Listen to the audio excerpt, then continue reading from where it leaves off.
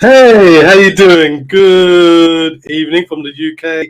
Good afternoon, right? And TJ, Good morning from the West Coast. It's Oh 10 wow. a.m. Yeah. Good morning from the Pacific time. How you doing, guys? This is Universal Recovery. I'm Saf, and as always, here's TJ Woodward. How you doing, TJ? Saf, I'm doing great. It's a new year, a new opportunity to talk about what matters. And I'm really grateful that we get to do this, to be in conversation about how we can all live our best life. You know, there's such a focus on it. I know we talked about it last week in the show. So always Yeah. grateful and happy to be here. No, well, likewise, TJ. We were speaking off air that in the UK, and I wonder if it's in Europe. In the UK, we have every January we have a thing called Dry January. And I believe you don't have that in the US. And We definitely do not have that in the US. I don't know that there's any focus on that countrywide, that's for sure. yeah, well, Dry January is massive in the UK. And we have Veganuary as well. It's a bit of play on words on January. And Dry January basically is that people in the country try and stay off alcohol in particular for a whole month, especially the month after Christmas. It's really for people who are in addiction, who are involved in addictive behaviors, but it seems like everyone in the country has embraced, well, I mean everyone, not everyone, but as many people have embraced this Dry January idea, and I think it's fantastic.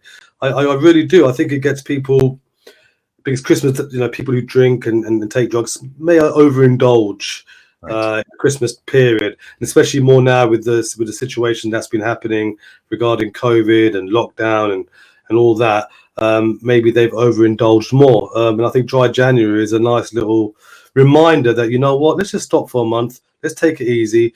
Let's try and get connected with what we should be connected with. But maybe you should introduce that in the US. What do you reckon, TJ? I think that would be a really interesting idea. Let's see if people actually get on board with that. I know that Europe and the UK is always ahead of us on these ideas, right? Because I know there's a focus, there's a month where people are encouraged to ride bikes to work or walk to work, right? We don't do any of that yet here. So I think it's time for a bit of a shift in consciousness in the US, and we'll see. Let's promote that and see what happens. Let's wait until Biden's in power, shall we? We might have a better chance. Even though this is not a political show, so I don't know why I even got that in. But it was such a great show last week. We had such great response from people, and people absolutely loved your take on things. And I know they want to learn more about what you've created in conscious recovery. And of course, in the coming weeks and months, we'll be talking about that and what it means and what the main philosophy behind that is. But look, we're in the new year. This is January. It's the start of a new year. Hopefully, in terms of health and in terms of the pandemic, it's better. It's better than last year, and hopefully it reduces quickly, and the vaccine and everything comes to play and works. But what can we tell people who are still in active addiction, still isolated? What can we tell them? What can we say to them, TJ, that can help them in their journey this year? Well, I think I would start with a shift in perspective about addiction in general, because there's such a focus. You and I were talking before the show started. In some countries, it's criminalized, really. And even in the US, a lot of drug use, drug possession is still criminalized. So there's been a very strong focus on addiction being bad or wrong. And so my encouragement would be to maybe take a moment and shift that perspective and ask yourself what's brilliant about your addiction. And in conscious recovery, I call addiction a brilliant strategy. Not necessarily because it's continuing to be brilliant, but because it once was. And that's a big shift, right? So not going into blame and shame about your addiction, but asking yourself some questions about it, starting with, in what ways did it serve me really well in the beginning? So that particular shift, I think, is really an important thing, because I think the shame of addiction keeps the addiction alive, right? And that happens culturally, it happens in family systems, and it certainly happens with individuals feeling bad or wrong about their addiction. So I'd start with that. Yeah, I mean, we say brilliant strategy. I mean, others may say it as a coping mechanism, and it more or less, I think, means the same thing. But at the time, you don't realize it's a strategy or a coping mechanism. Well, I didn't. When I was going through what I was going through for my teenage years, obviously alcohol for me was like, it was like the best thing. It sort of got me away. It was the go-to thing. It helped me, I guess. But I didn't see it as a coping mechanism at that time. I didn't see it as a brilliant strategy at that time. Is that the same with all addicts, or do they consciously know that I'm doing this because of this? Well, when we talk about the roots of addiction in conscious recovery, I talk about the roots of addiction being unresolved trauma, spiritual disconnection, and toxic shame. And I've proposed that to clients that I've worked with or facilitating a workshop, and people will say, well, I don't drink to try to manage that or solve that. I drink because it's fun, because it feels good, right? So it's not necessarily conscious. Like you said, for example, in my addiction, I was not walking around consciously saying, oh my gosh, I have all this trauma I haven't processed, so I'm going to drink to relieve that, right? And that's not what was happening consciously. What was happening consciously was, this is fun, this feels good, I want more of that, right? So it was very, very simple in that way. It wasn't really until I got into recovery that I started to recognize that I really was managing, right? And the reason I call it brilliant strategy rather than coping mechanism is really simple. I want us all not to cope with life, but to thrive with life, to thrive in life. So the idea of, oh, I'm going to find this to cope. Now, of course, when we're active in our addiction, quite possibly it was to cope, to manage, to get through the day. And again, a lot of it's not conscious. So for someone who's watching today and like you, they're saying, well, that's not really why I drink or use. I drink or use because it feels good, or it's fun, or it just helps me relax. You know, we hear these things. The invitation is to look a little deeper and ask, I think this dry January is an interesting opportunity, because it's not just about not drinking for the month. It's about noticing what happens when I don't drink for a month, right? What comes up, what's there, right? And then maybe we can get in touch with what some of the underlying issues are. Definitely so. And but the funny thing is, when I was in active addiction, dry January was still here.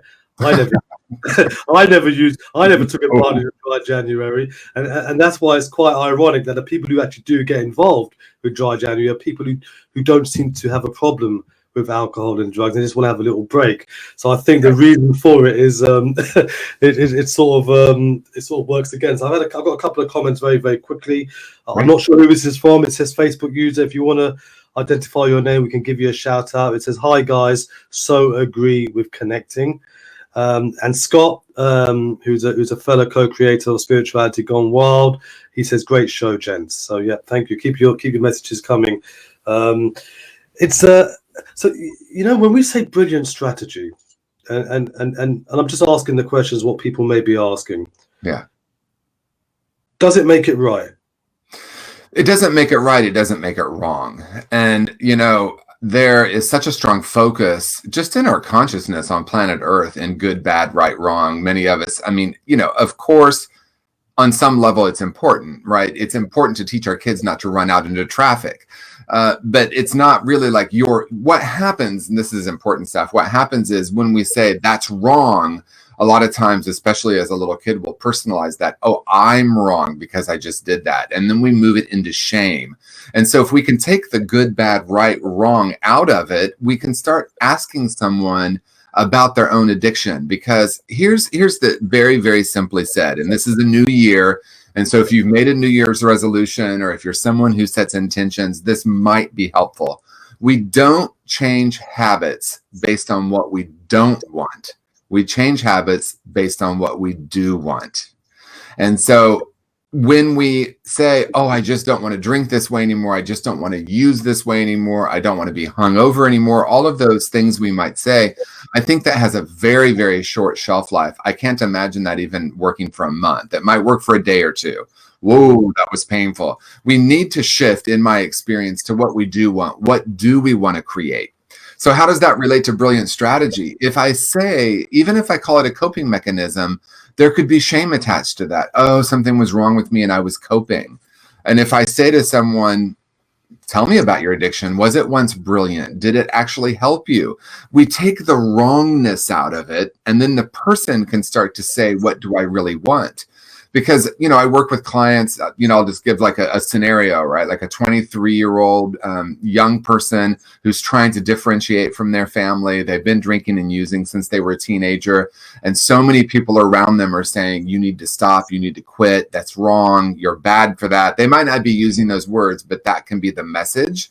And so for a recovery model to come in and say the same thing, I think doesn't really serve someone. But if we come in, Saf, you and I, and say, wow, maybe drinking and using was brilliant once. How did it help you? How did it serve you?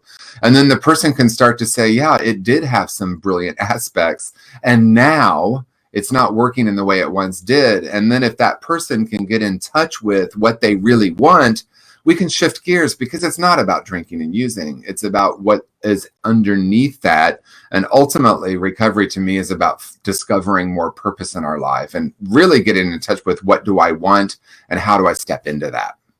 Exactly that. And this is the same with all addictions, all addictive behaviors. It's a brilliant strategy, but for what for? Why does someone go to the casino and gamble? Why does someone go shopping all the time? Dr. Gabor Matte, he's never had he's never had a substance addiction, but he's had a shopping for CDs, and he said it many times in his talks.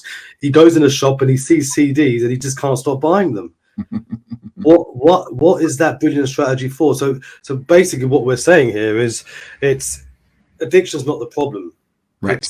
It's like the solution to a problem and the underlying problem, or whatever it may be. But in my own experience, TJ, peer pressure was a big part of me using. Now, and then I've been asking myself the question, but if I was going through some trauma at the time, I didn't realize I was using, to get away from that, or to use it as a brilliant strategy to get me through certain trauma. But it started off with peer pressure, and I look back at that and I think, yes, it was a strategy to get through that. And the reason why I sort of bowed down to the peer pressure is because I wanted to be accepted in some way, and I used the pressure from the people I was around, because they were doing it, to maybe subconsciously hope that the trauma or the abuse that I was experiencing would lessen, because I'm doing something that they're doing. Can you relate to that, or can you understand that? Yeah. Oh, absolutely. So if we take a broad definition of addiction, right, and in some ways I don't even like that word, because that word has so much weight to it. There are certain words that people will immediately have a lot of preconceived ideas. So I like to take a much broader approach, and that is very, very simply, if I am wanting to connect with or use something, and I'll emphasize the word use, something or someone outside of me to feel better. Now, of course, we all do that, right? We watch TV to relax. We do things that are outside of ourselves. We have friends because we like the feeling that we get from them. I think when it crosses over to an addiction for me is when I think there are two qualities. One, I find myself not really able to stop the behavior, even though consciously I'm trying. There's something about that. That was my story. Toward the end of my drinking and using, I was making commitments to my therapist. I was making commitments to friends to not drink or use. I even signed a contract with the person I was dating at the time. I thought I was saving him, right? Because he had a drug problem. It's all hilarious in retrospect. But then I didn't keep that commitment. I didn't keep the contract. So there's some quality about not being able to stop. And then the other piece about it is that it doesn't really work, but I keep going back to it anyway. And I think there's something there, right? So Gabor Matte talks about buying CDs. I'm sure he has or had at some point enough CDs, right? So he didn't need them, but he found himself doing that. And I found myself doing that. And I think the peer pressure thing is interesting, because I think, especially as teenagers, and for me, it was definitely true. I felt it was so difficult being a teenager for me that I was equally as addicted to getting the approval of my peers as I was the drinking and using at that point. It's like, ooh, I can be one of the cool kids. And I could tell story after story about that, but it was love and acceptance. And it was connection. Isn't that interesting, right? But what we're looking at is we're trying to connect with someone or something instead of reconnecting with ourselves. So if we're connected with ourselves, would we not succumb to the peer pressure? That's a really fascinating question. You know, a person came to mind. I won't name them, but I have a good friend who we got sober together, and her daughter was born after she was sober. And my friend is just a beautiful, beautiful person. And she was such an incredible mother. And I remember thinking, this is going to be interesting to watch what happens with this kind of parenting, because, you know, this child received messages like, you're whole and perfect the way you are.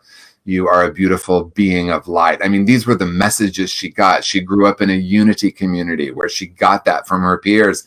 And I was very fascinated. Like, I want to watch this person grow up and see what happens. And she did grow into this adult that, to me, feels very, very connected with herself. So I don't know if her teenage years were painful. I wasn't really there during that. I imagine for all of us on some level it is.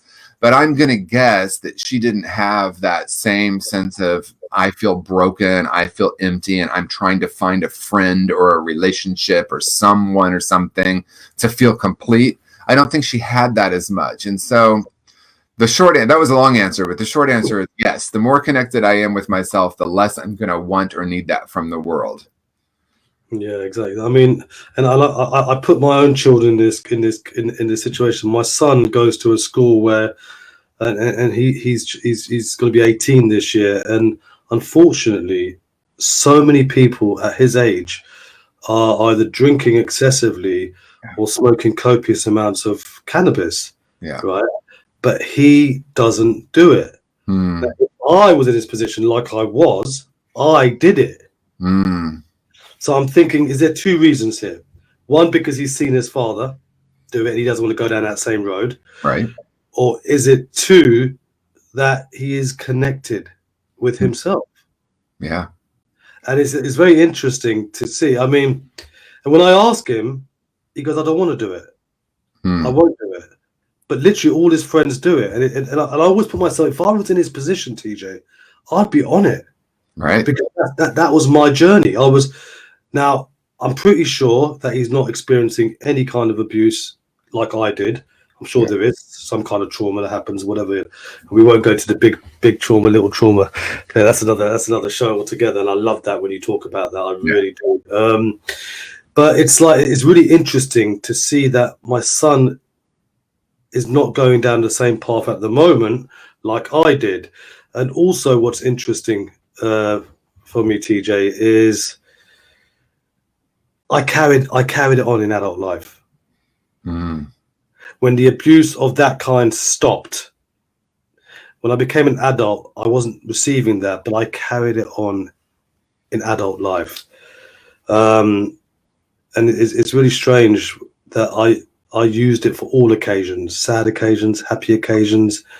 And I think a lot of it did come to control, disconnection massively. And again, someone saying connection, bonding.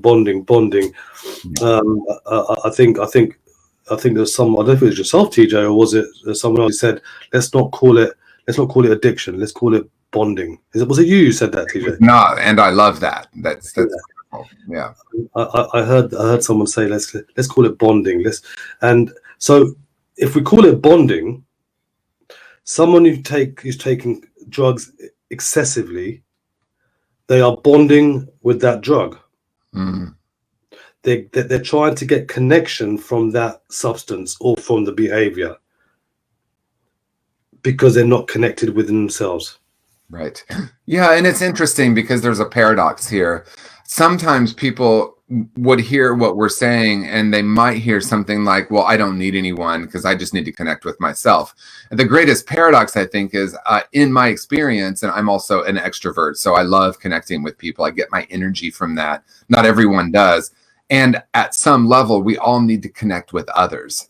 We know, with attachment theory, very simply said, if you're not familiar with attachment theory, it's quite simple. And that is, we come into this world and we need to connect with at least one caregiver.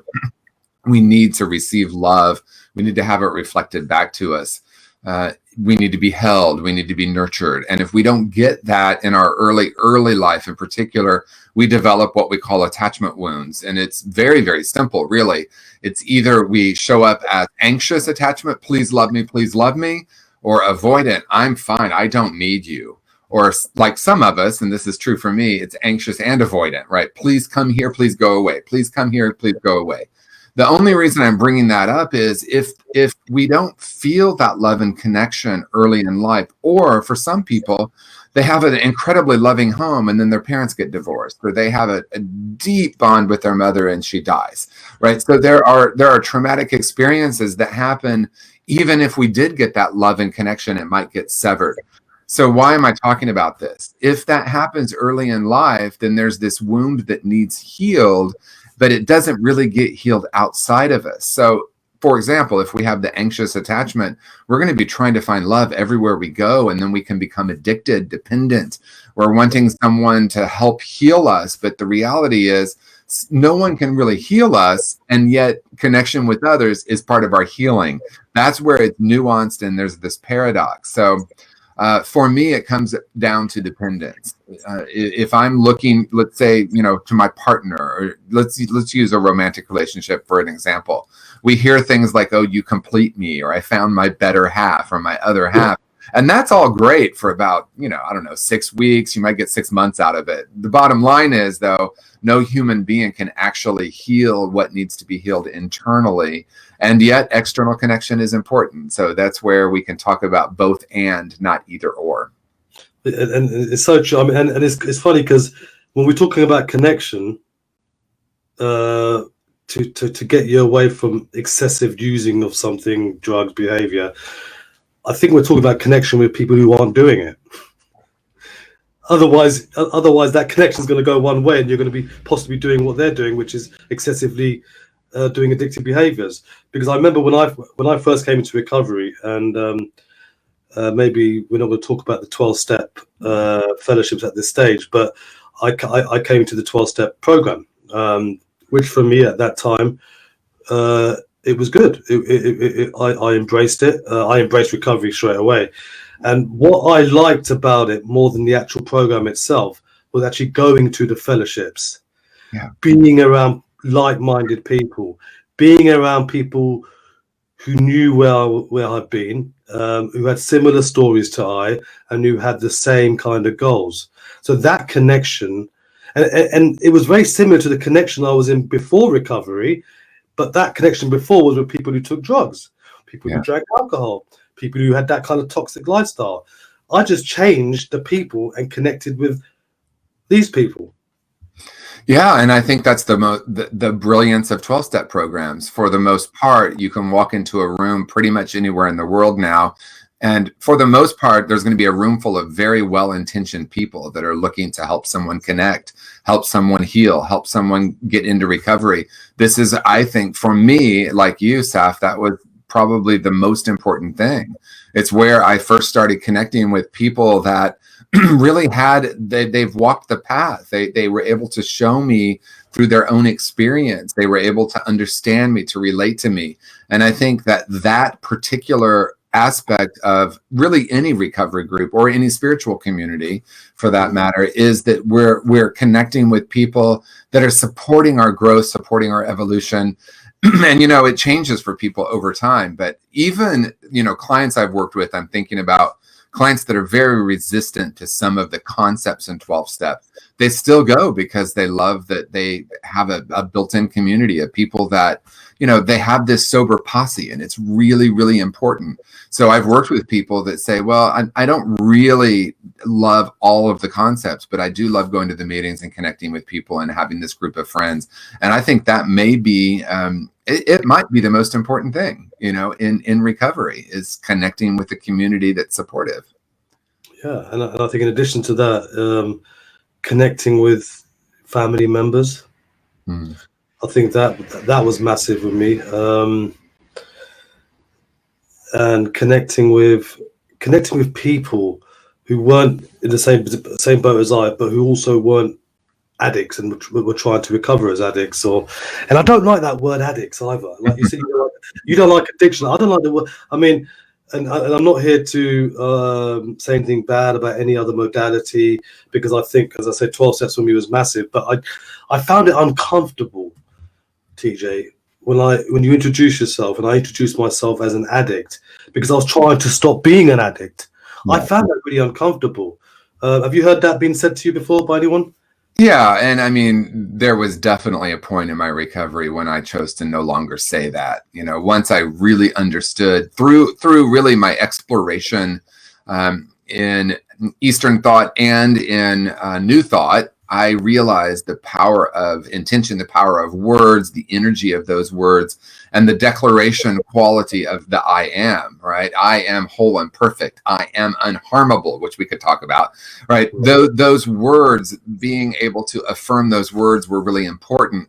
So this is what I'll say about that, because people often ask me this question and they already kind of know the answer, right? It's kind of obvious in that I don't want to declare I am anything I don't want to create, because I'm going to recreate that. So in my experience, I think it might be important in the beginning for someone. And as a matter of fact, I remember 1 week sober. I remember, Saf, like it was yesterday. I was sitting on my sofa in my little apartment in Dallas, and I had the moment, oh my gosh, I'm an alcoholic. And I just broke down crying. I broke down crying because I felt relief. Oh, I finally realized this is what's been going on for me. Now, that for me wasn't something I wanted to continue saying for long. I don't want to continue to affirm that. For some people, not an important conversation. It's not, I don't understand why we'd be talking about it. For others, this is vital. It's like, I'm not going to affirm that for myself, about myself, or about anyone else. So I don't use the term alcoholic or addict for myself or anyone else at this point. It's not what I want to create, so it's not what I want to affirm. And that's really going back to the thing that we don't change habits based. Oh, TJ has just cut out. He was getting to such an important part there as well, and I was really engrossed in him. But we'll wait for TJ to come back. He's obviously got some connection problems, and it's quite funny that we're talking about connection as well today, and we can use it as a paradox. When you're not connected, everything can just go off, and that's exactly what has just happened. The connection is a connection issue right there, and TJ is no longer with us. I know it's a total different thing as compared to human connection and compared to technology connection, but I think the principle is there, right? When there's a problem with connection, with regard to technology, you're out of here. When there's a problem with connection as humanity, as human beings, you're out of here. Once we get connected with each other, once we get connected with like-minded people, with family, with friends, with ourselves, intrinsically and extrinsically, but not rely on extrinsic factors, but get connected within ourselves, then, only then, we have a chance. We have a chance to live a life of fulfillment, a life of happiness, a life of serenity. And I think serenity, when I first came into recovery, serenity was probably the biggest part of my recovery, because for the first time in my life, I had peace. I had peace from looking behind my back to see if anyone was following me. I had peace from paranoia, because drink and drugs definitely took me down that road of paranoia. I had peace and serenity from the police, because I was always looking to see if the police are following me. I was always looking to see if someone was following me. I had peace and serenity from owing money to dealers. All this just came to a halt. So there was no debts, there was no police, there was no violence, there was no gangster stuff, there was no... The serenity just came straight away. And with that serenity, I started connecting with the people that could help me with my journey, the people, family and friends, the people who are like-minded. So hence I did go to the fellowships, which did help. I'm not a massive, I'm not here to promote the 12 steps, but I'm here to say, you know what, whatever works, and please don't discount any modality. Obviously, TJ's creation of conscious recovery, which I hope to bring to the UK and the far. It's a modality that you can use in addition to other modalities, in addition to other support groups, in addition to the 12-step program. So please don't discount anything. Whatever works. And if it's going to help you stay clean and sober and help you have a new way of life, please don't discount it and give it a go. I have a Kimberly. Hi, Kimberly. Welcome. Welcome to the show. And I'm just reading your message. And if I can share it, it says, I need this today. I had a major relapse over Christmas.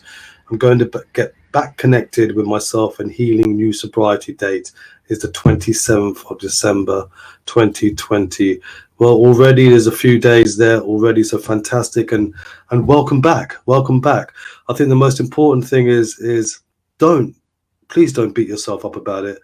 If that's what you're doing, it's very common. If you did, I know I did, but that keeps you in that rut. It keeps you in that phase. It keeps you in that situation. It's very important to look at the both sides. Yeah, as TJ mentioned earlier, some people call it coping mechanism, but we'd rather not say that. We would rather say a brilliant strategy. What was the reason why you did it? What was good about it? Why did you go down that road to actually have a drink or have a drug, whatever it may be? What was missing in your life at that time during Christmas? Was it the Christmas festive spirit? Was it because of the isolation? Was it because of sadness? Was it because something happened to you that you couldn't deal with? What was it? Have a look at that. Let's explore that together. And then we can, once we've identified the underlying issues or the reason why, it could be a memory from the past. We could also look at it on a cellular level, which is something completely different, and that'll be a total different show. But yeah, I mean, there's so many things. So it's all about connection. And see, this is what I'm saying. Now TJ is back because we are connected again. So I'm going to bring him back to the stream. Hi, TJ. and you know what? You going was, and you know where I went with that. I said we're talking about connection. Let's look at it on a technology level. That's right. We got disconnected. The connection was disturbed, and you went. It was gone. It was over. Yes. And now you're connected again, and we're back again. Whilst you were away, Kimberly, who's one of our regulars, and I've welcomed her, and I've said my take on her. Firstly, not to beat herself up about it, but her message reads as, I need this today. I had a major relapse over Christmas. I'm going to get back connected with myself and healing. And the healing. New sobriety date is the 27th of December, 2020. And I said, I started talking about try and be connected again, look at the problems, why it was a brilliant strategy, what was missing at the time. Was it the festive spirit? Was it something that sad happened? Were you dealing with something from the past or whatever it was? Could you please give your take on that? Because the last thing I want her or anyone to do if they relapse is beat themselves up about it, because that's not the answer, is it? Yeah, and there are two things that come to mind. One, and I don't know who said this. I like to give credit when I use a quote, but unfortunately I don't remember who said it. The master knows that looking forward, there are endless possibilities. Looking back, there is one. In other words, it happened, right? And I think there's a tendency, as Steph said, to either beat ourselves up or even trying to dissect it or what happened and move into that. And there's a quality about, okay, now let's move forward to the endless possibilities. And the other thing, Kimberly, that I think, of course, is important that Saf said is to be gentle with ourselves. I look at it like, I like really simple scenarios and examples. And I remember I was an integral part of raising my nephew when he was really young. So from 0 to 5, he was pretty in my life a lot. And I remember in the toddler stages, and in some ways I look at addiction as that, right? This toddler that's having this incredible emotional experience. And what I realized is if I would get down on his level and simply be present with him, those what we would call meltdowns, right? In our culture, meltdowns would subside. There was something about simply being present with him. And so I started realizing, wow, a lot of us believe, and this may not be true for you, Kimberly. It was absolutely true for me. I believed that if I were to be gentle and loving with myself, I wouldn't be able to, either stay in recovery. There was a quality about self-judgment and criticism that I thought was useful. And when I look at a small child, it's so obvious to me that love and compassion and open-heartedness will actually help rather than judgment or criticism. I grew up with one of my parents that was hypercritical, just to name it. And so I noticed that when I would have situations, when I was in recovery, once I was in recovery, I didn't have the experience of relapse, but I do remember, like I talked about earlier in the show, every Wednesday committing to my therapist to stay sober and getting through Wednesday night, and then starting drinking every Thursday, and then a game on by Friday. So I have the experience of the shame that I kept experiencing because oh, I can't believe there's something wrong with me. I told her I wasn't going to drink, and here I am drinking, and then I would drink more.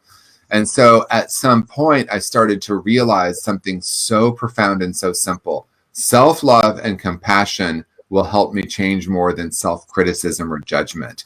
So connecting with people that are compassionate and then being loving and compassionate with yourself is paramount. I think that's the number one thing. Wow, yeah. And she's replied very quickly, and she said, she carries on saying, my family has always tough love, and it made me worse. Yeah, because what's this idea of tough love? Those two, I don't think those two are congruent. Now, I understand when a parent or a loved one says, enough, I need to pull myself out of this situation. But this idea that came around, I don't know, Seth, if you remember, there was like the tough love movement, and there was a documentary about it. And it was this idea that we could be, harsh with someone and, use toughness to help them change.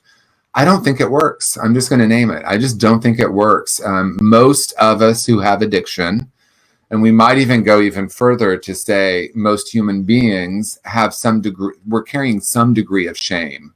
We have some message there's something broken or wrong with us. And I see that more pronounced with those of us who have had addiction issues. So tough love, the idea of that is actually bringing more shame. And shame is something that breeds addiction because it's too painful to live in this feeling of brokenness. So I agree with you, Kimberly. Tough love never helped me. It never worked for me. What really worked are some really beautiful beings that came in and said, I love you just the way you are. Because ultimately getting in touch with what we really want, and that's what I would ask you, Kimberly, at this moment, what do you really want, to get in touch with that? And then what are the steps I need to take, and who do I need to connect with in order to move that direction? That's brilliant, TJ. And she's also gone to say it makes us worse. And it was certainly the case for me. It made me, when someone said, no, I did more of it. But there's a flip side to that coin.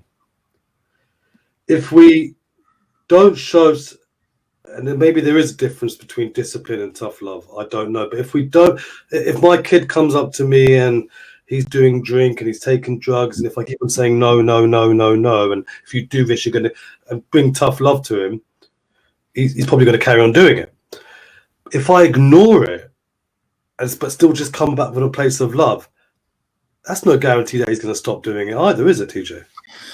So this is a story that I've heard multiple times. And again, I don't know the source of it, but there is someplace in Africa, there's a tribe in Africa where when someone does something that they consider to be wrong, steals something, does something that is in most of our accepted norm would be something wrong. Rather than punishing them, they put them in the middle of a circle, and everyone wraps around them and sends them love and kindness and talks about all the wonderful things that they are and who they are, and focuses only on loving them and offering them the positive affirmations until the person gets it.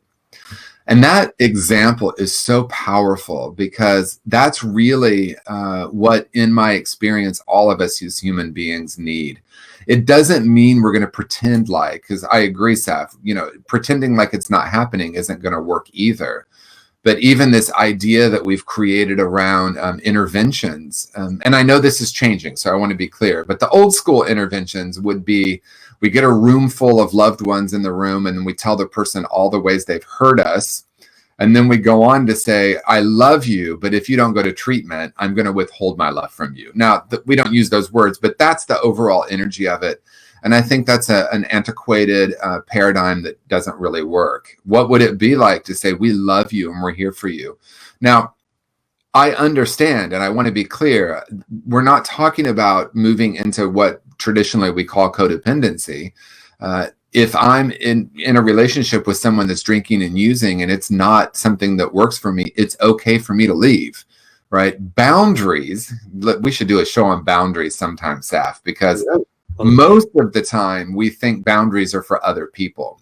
You can't do this. You cannot cross this line. Otherwise, you're crossing my boundary, and there's going to be a result, or there's going to be repercussion. Boundaries, if we use that word, which I don't, and we'll bookmark that for another show maybe, but it's for me. I'm not going to cross this line. I'm not going to do this, because I know what happens when I do. So if I have a loved one who's in an active addiction and it's not okay for me, it's also okay for me to leave, or okay for me to set some parameters for myself. I'm not saying everything that you're doing is okay. Oh, I'm just here to love you, in that way of not, looking at what I really want or need. But there is a quality of loving the person that has the addiction, or ourselves in our addiction, that I think brings about profound change rather than the judgment. And I think you're spot on there. You're spot on there, because, and if the boundaries aren't in place, as you rightly say, it can be perceived as codependency, because you're allowing, or you're giving money, or whatever it may be. And it's like you're accepting. Of course, we're accepting there's an addiction, but it's okay, but it's you're helping them carry it. It's a funny, because, but then the flip side again, and I love saying flip sides, because there's always a flip side. There's always two sides. But if my wife had left me, TJ, when I was in the madness, we don't know, but I'm pretty sure I would have done it more. Yeah, and we don't know, right? But if that's what she truly needed to do for herself, that's what she needed to do for herself. Now, if she was doing it as a ploy to help get you sober, that's not going to work, right? Because the bottom line is, and again, it's paradoxical, right? I cannot get someone else sober, and I cannot make someone else drink. That's the bottom line. Right now, I can take care of myself in the midst of a situation, and allow that person to have their own experience. And then here's the paradox. And then at the same time, the flip side, I'll say the flip side, the same time is my ability to love and accept someone actually can affect their ability to heal. So isn't that interesting? The old way of saying is, I can't get someone sober and can't make someone drink. And the new way is, wow, but the observer has a profound effect. Yeah. So, isn't it wonderful to live in a world that's more nuanced than it's either this or it's that, and then we can navigate that. And that's, to me, it's a more exciting way to live, right? It's not like good, bad, right, wrong. There's not one right way or one wrong way to do recovery or help someone else that's struggling with an addiction. And that's what I was saying about trying different modalities. Don't discount anything at all. What works, but with conscious recovery, it's something that you can use in addition to other modalities, and that's what we want to promote, and that's what we want to talk about. So if you want any questions regarding the conscious recovery model, please contact myself or TJ. You can find us, the websites are there, email us, and we'll be happy to share the model with you and get you involved, or give you some advice. Wow, that went quick, didn't it, TJ? It sure did. We lost connection for a little while, but once we got connected again with each other, beautiful. Yeah, and we just trust that it's perfect. Yeah. Okay. I must have needed to jump off for a minute for whatever reason. Exactly. It gave me a chance to say something which I may not have been saying, and it was. I started talking more about connection. And today we have been talking about connection. We've been talking about love, We've been talking about acceptance. So we've covered quite a few things today. And Kimberly, get in touch with me or TJ if you need any help or just want to have a chat. You're welcome. She's saying thank you, and she's saying love as well. Get in touch with us. Most important thing is don't beat yourself up. Let's move forward, and let's move forward together.